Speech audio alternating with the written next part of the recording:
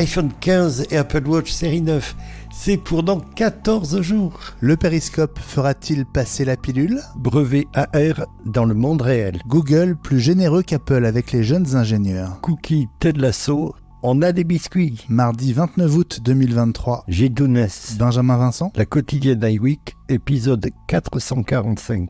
Bonjour à tous. Et on commence par l'officialisation par Apple de la keynote iPhone 15 et Apple Watch série 9. Elle est tombée ce mardi soir vers 18h30. Une keynote qui aura bien lieu le mardi 12 septembre 2023 à partir de 19h heure française. Le sous-titre en anglais Wanderlust, autrement dit envie d'émerveillement. Et Gilles, une invitation avec une pomme sablier en guise de logo. Oui, avec du sable qui a l'air de s'envoler comme du sommet d'une dune, en haut et en bas, en sens exactement inverse, comme si c'était de façon circulaire, et un logo très, on va dire, très paumé.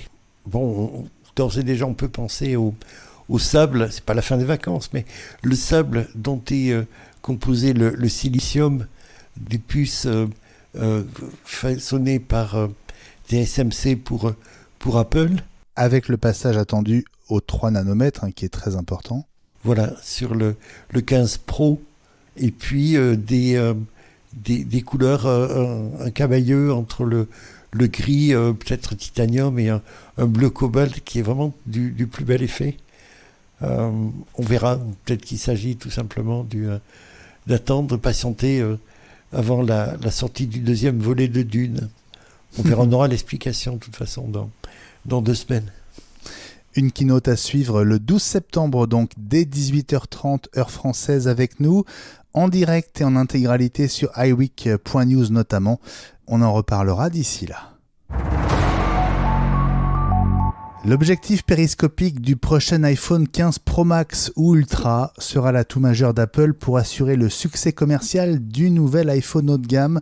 C'est Kuo Ming-chi qui le dit. Le Pro Max ou Ultra de la nouvelle gamme va représenter selon lui 35 à 40% des ventes, Gilles, malgré son prix probablement haut de gamme lui aussi.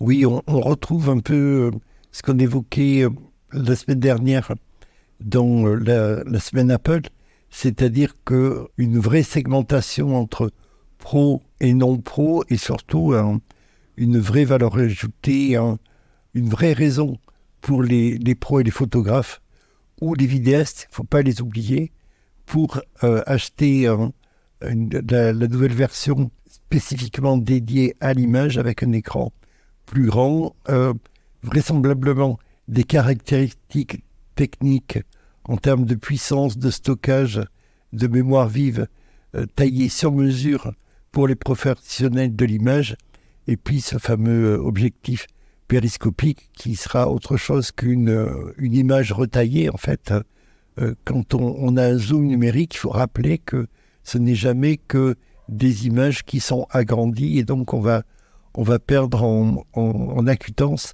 on va perdre en netteté, pour peu qu'on ait une image un tout petit peu floue à l'infini, on aura moins de sensation de netteté. D'où l'importance d'avoir un vrai zoom optique avec une possibilité de faire de la mise au point avec des lentilles qui bougent. Et l'autre bénéficiaire de cet engouement serait Largan, le fournisseur exclusif des périscopes embarqués dans le prochain Pro Max ou Ultra.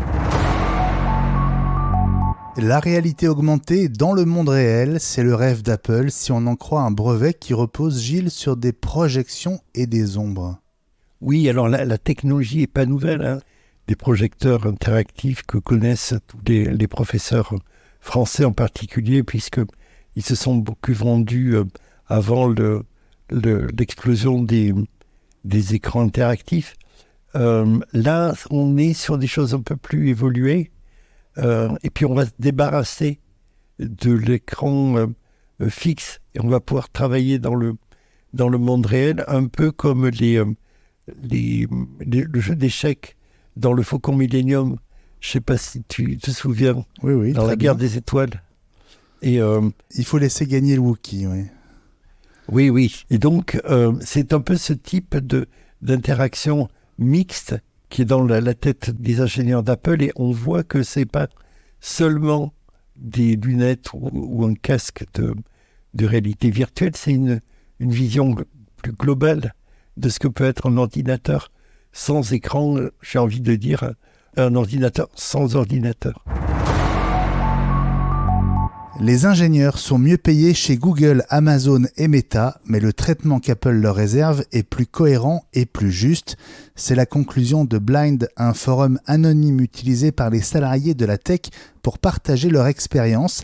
Alors pour un ingénieur en début de carrière, comptez $184 000 par an chez Google, le plus généreux, contre $142 000 par an chez Apple, Gilles. Il y a même plus pingre qu'Apple, puisque chez Microsoft, c'est $121 000. Je dis une méchanceté, quelque chose qui est faux, puisque